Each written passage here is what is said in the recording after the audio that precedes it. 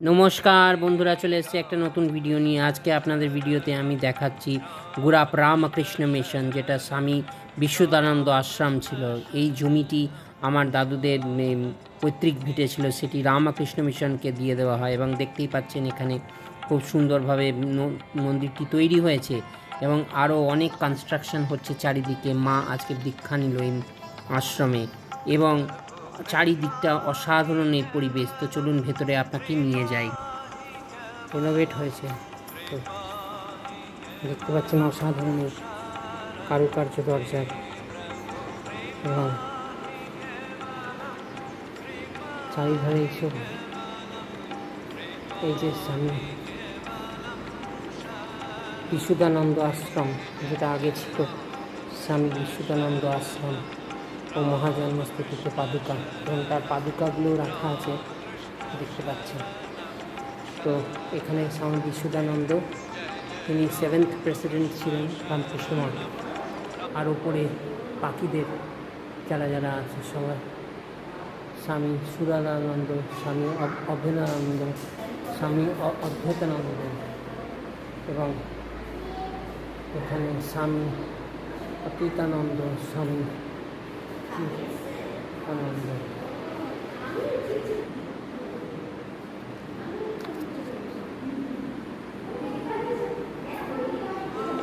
এই সেই আশ্রম। স্বামী বিশুদ্ধানন্দ একসময় নাগবংশের জমিদারদের জায়গা, নাগ জমিদার বংশ।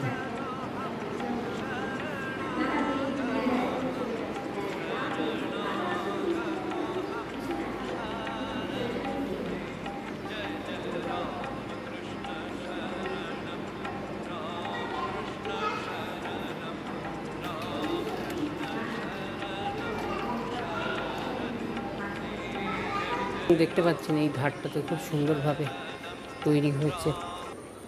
এইটা আগে মড়াইয়ের বেদি ছিল, সেই মড়াইয়ের বেদিটা ভেঙে এখন আর এই মেন ফটক, মেন গেট, আর বাতাবি লেবুর কি সুন্দর বাতাবি লেবুগুলো ঝুলছে। দেখুন অসাধারণ এই পরিবেশ।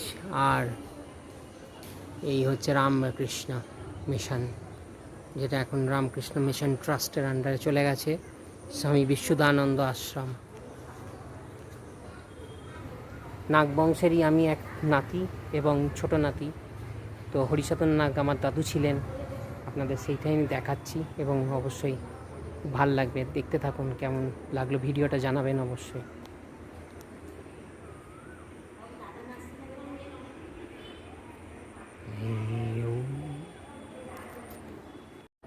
এইখানে স্কুল হয়, কিছু স্কুল আছে, বিশুদ্ধানন্দ ভবন, এখানে থাকার ব্যবস্থাও আছে, দেখছেন সারদা ভবন এবং শিশু কল্যাণ সমস্ত। এখানে নিচে খাবার ব্যবস্থাও আছে। তো এইগুলো অনেকটা জায়গা নিয়ে তৈরি করা হয়েছে নতুন করে, খুবই সুন্দর এক পরিবেশ এবং এই পরিবেশের মধ্যে নিজেকে খুব সুন্দর লাগে। আপনি এখানে কুপন কেটে খেতেও পারেন, দুপুরে ভোজন করতে পারেন, রাত্রেও ভোজন করতে পারেন। তার হ্যালো ফ্রেন্ডস, দেখতে পাচ্ছেন এই মন্দিরটা আমাদের পেছনে, এবং এখানে যে দেখছেন মন্দিরটা, এটা হচ্ছে রামদেব নাগের তৈরি করা মন্দির। কিন্তু মন্দির আজও সুন্দর, এই পরপর দুটো শিব মন্দির। এবং এখানেও দেখছেন পেছনে আর একটা সময়, এটা আমার মামার বাড়ি, আমার দাদু দিদার বাড়ি। তো এখানে হচ্ছে এটা হরিসাধন নাগ এবং তার বাবা যে অয়েশকান্ত নাগ তাদের, এবং অয়েশকান্ত নাগের ভাইয়ের বাড়িটা হচ্ছে এটা রমণীকান্তর বাড়ি। দেখছেন এখন পুরোটাই ভগ্নদশা। তো এখান থেকে আর কি দেখাবো, এখানে কেউই এখন থাকে না। আর এদিকে এখন ওইদিকে উত্তরস্বরী আর একজন থাকে পেছন দিকে, যেটা হচ্ছে রজনীকান্ত। তো মেন আপনাদের যে দেখাচ্ছিলাম আমি মন্দির, আজ থেকে 350 বছরের প্রায় পুরনো মন্দির, এবং মন্দিরের ভেতরটা এবং আর্কিটেকচারটা আপনারা দেখলেই বুঝতে পারছেন কি সুন্দর। চারদিকে 4টে পিলার আছে, এবং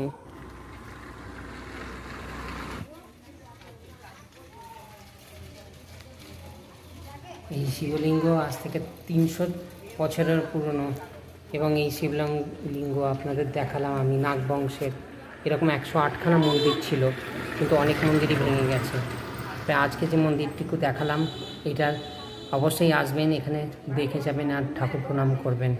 দেখছেন কি সুন্দর এই কাজগুলো, পোড়ামাটির কাজ ছিল, এখন প্রায় কাজগুলোই হয়ে গেছে। এইরকম দেখতে পাচ্ছেন আরেকটা মন্দির আছে, যেমনটাকে আপনাকে বললাম। আর এই মন্দিরটা রেনোভেট করা হয়েছে বলে কিছু কিছু পোড়ামাটির কাজগুলো আছে, আর কিছুটা ঢাকা পড়ে গেছে মেরামতির কারণে। তবে মন্দির তো অবশ্যই রেনোভেট করতে হয়, মেনটেনেন্স করতে হয় এই মন্দির আপনাদের জন্য।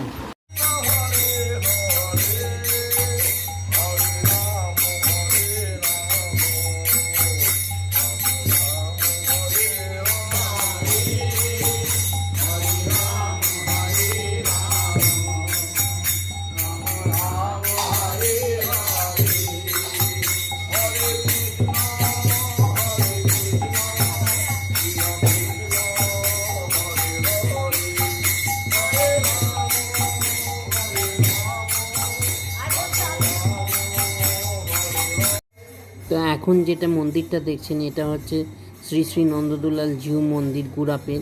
এই মন্দিরটিও আমাদের বংশের বিশাল বড় মন্দির, এবং এখন প্রতিদিন এখানে রাধা কৃষ্ণের পূজিত হয় 3 বেলায়। এবং এই যে আমাদের কুলপুরোহিত দেখছেন পুজো করছে, এবং তার সঙ্গে দেখুন এখানে যে পিলার্সগুলোতে অসাধারণ এগুলো মাটিগুলো দিয়ে পোড়ামাটির কাজের রাধা কৃষ্ণ চক্রভিউ মহাভারত রামায়ণের নানান রকম ছবিগুলো এখানে আঁকা, এবং পাথর কেটে কেটে এগুলো মূর্তি মাটি কেটে কেটে তৈরি করা। তো অসাধারণ এই পরিবেশ, সুন্দর জায়গা। 1757 খ্রিস্টাব্দে তৈরি হয়েছিল মন্দির, এবং আজও এই অনেক বছর 350 বছর ইতিহাস বহন করে আসছে। এবং এই নাট বাংলা দেখছেন এখানে বসে সমস্ত এই পুরোহিত করছে। তো চলুন আমরা কীর্তন শুনি এবং ঠাকুরের পুজো দেখি।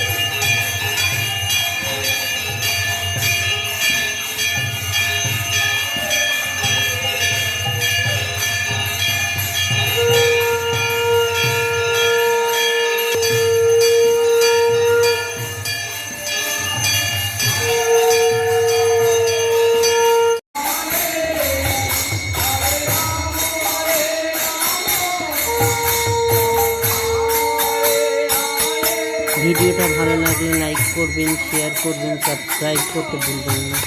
আর এখানে অবশ্যই আপনাদের আমন্ত্রণ রইল, আপনারা আসুন এবং